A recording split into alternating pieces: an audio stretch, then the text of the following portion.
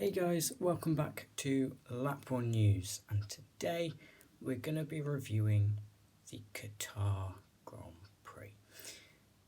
It wasn't the best race we've ever had, but it was definitely an interesting race. There was just enough to keep me going, just enough to get you interested in the race, and the title battle is really hotting up now. Hamilton did an absolutely incredible race. He was just far and away all weekend, really, certainly from qualifying onwards, the best driver on that track, and it's put the championship in a really nice place going into the final two races of the season, and that is something we can really look forward to.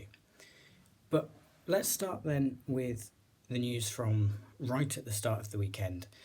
Mercedes' failed appeal. So, following last weekend, the move on Verstappen around the outside from Hamilton and Brazil, where Verstappen forced him off the track, basically didn't turn the steering wheel enough to make the corner. Mercedes requested a right to review, and the stewards listened to them and they rejected the right to review, so that decision was upheld. Now, Toto says that that's what he was expecting. I'm not sure whether I believe that or not, but here we are. Then we moved on to qualifying. Qualifying was interesting. It was good. It was really great to see the cars going full pelt around that track. Such tight, you can just see the downforce. It was a really good watch and made even more exciting by Pierre Gasly's puncture. Because, it just looked like it failed when it, just put too much load on the tyre over the curbs and it just failed. And as you'll see in a minute, that'll be a key theme of the race. So, with Gasly having a puncture because the tyre failed, that brought out some yellow flags, sort of. It was a bit contentious. There was flashing, it was going green, it was all a bit confusing, but at the end of the day, the marshal had a yellow flag out, and that is why the likes of Bottas and Verstappen got grid penalties, because they ignored the yellow flags. Some have asked why Bottas got a less harsh penalty. Bottas only failed to respect a single yellow, whereas for Verstappen it was a double yellow. That is why the difference between the two penalties. And Sainz didn't get a penalty because he lifted off in the respective sector, or mini sector. So he was all clear. And I think really what you're supposed to do in that situation is what Alonso did. There was no flags, he just saw that there was a car going slowly and he slowed down and abandoned the lap. That is really what they should be doing, but obviously it's not what they're going to be doing, because they're racing drivers and they want to go as quick as possible, within the rules. And this time Verstappen and Bottas both overstepped.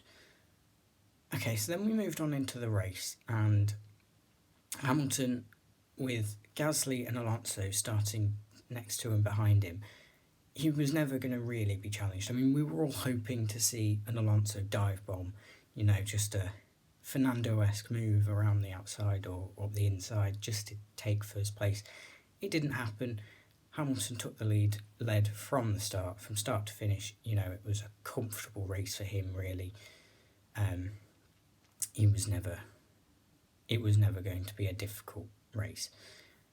Verstappen got off really well, got off the line, and within a few laps, certainly I think within the first 10, he was into second from seventh. So all these complaints from Christian Horner about a rogue marshal, which was just, we'll get to that, but it was not a necessary comment at all, and he's apologised for that, which is a good thing. All that talk was nonsense. It didn't really affect Verstappen. The only way it might have changed things is if Verstappen had got the better launch off the start, and starting second, he might have been able to get past Hamilton, but that's all conjecture. You can't really say, you can't say that that's why Verstappen loses the championship, if he does go on to lose the championship.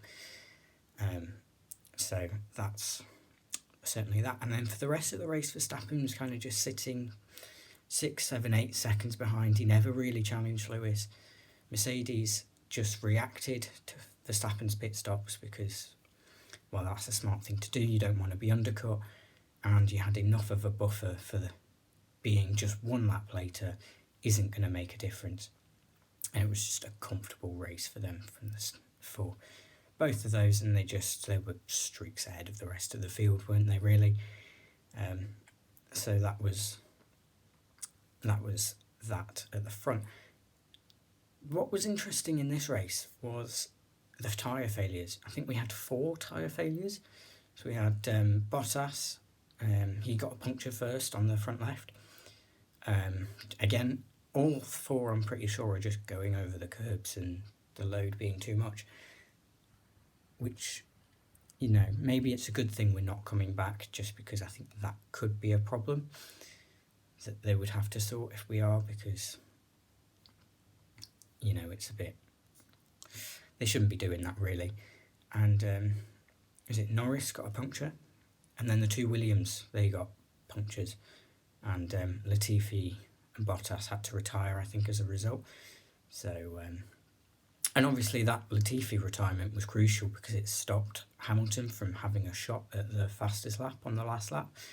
So Verstappen kept that, and I think he's 8 points clear of Hamilton now, going into the final 2 races, which is effectively nothing. The championship is still well up for grabs, and I think it's going to be a really exciting last 2 races in Jeddah and Abu Dhabi. You would suggest the momentum is with Hamilton, and especially Jeddah, it looks like it will be a power track, which will suit the Mercedes car more than it will suit the Red Bull car, but we will have to see on that one, and it's going to be incredibly interesting, and I think we're in for a thrilling end to the season. I mean, if Hamilton wins the race and gets fastest lap, Verstappen finishes second, they're going into the final race level on points. Like, how close could you get for that? It's just, we're in for a great final 2 races, and I cannot wait, because it's not just those, it's the team battle as well. The team battle between Mercedes and Red Bull, really tight. That's going right down to the wire. The team battle between Alpine and AlphaTauri. Alpine obviously helped out massively this weekend by their strong weekend. I mean, Alonso getting his podium, that was good to see. And Ocon also up there doing well. So they had a really great weekend. I think they're going to be in a strong position to finish ahead of AlphaTauri in the final 2 races. And McLaren, Ferrari, I mean, Ferrari are just stretching out. McLaren have really dropped off. It's a bit disappointing, but at the same time, it's not over. McLaren could get back up there and make that fight more interesting, but we're just going to have to wait and see. So yeah, that's going to be it for this video. If you did enjoy, please do leave a like and subscribe for more news content in the world of motorsport. If you're not already, follow me on Twitter at Lap1News1, or one word. There you will get all the news as it happens, or as it's made aware in public. So it's a really good place just to get your motorsport news. But enough plugging. This has been John Whitaker from Lap1 News, and I'm out. See you next time.